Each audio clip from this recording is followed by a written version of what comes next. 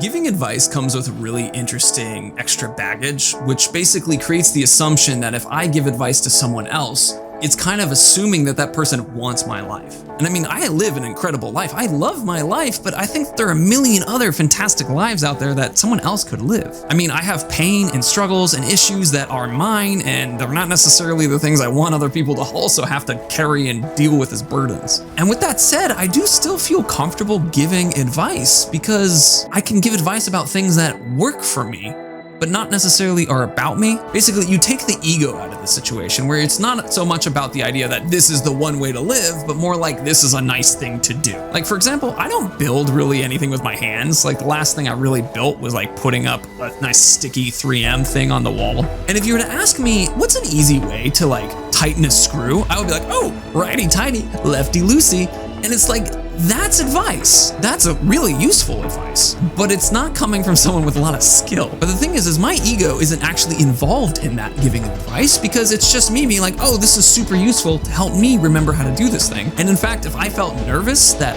I answer this question, that it would make me appear like I think I know everything, it would almost be kind of like I'm withholding useful information from someone because I'm stuck on myself. Again, ego kind of getting involved. Alternatively, an example of doing this wrong would be saying something like, never drink soda because it's bad for you.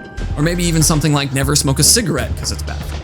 I don't drink soda because I have IBS and it makes me poop myself, really. So I don't really like it, and I also don't really have a sweet tooth, so even things that I could eat, I don't really like. So I don't really have the tested willpower for that. And in regards to like cigarettes and the like, I once heard a line from the My Favorite Murder hosts, Karen Kilgraff and Georgia Hardstark, called A Little Bit of Oblivion. Basically, one of the hosts would spend one day a week rolling a cigarette and smoking it at the end of the week, and it was sort of her little bit of oblivion.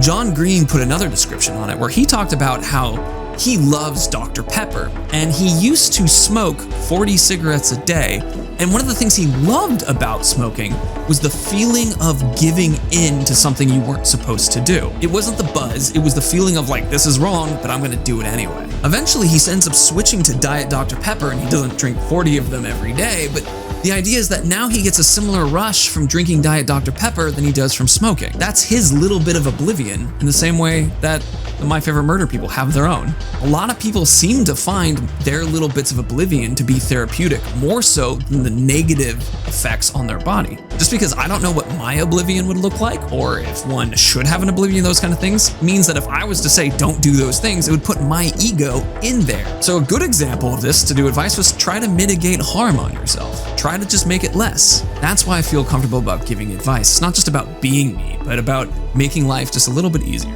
Righty-tighty, lefty-loosey. Try to mitigate harm on yourself. If you have any other things, like what's your little bit of oblivion or something like that, feel free to talk about it in the comments below. I'd love to see what you say and love to chat with you there.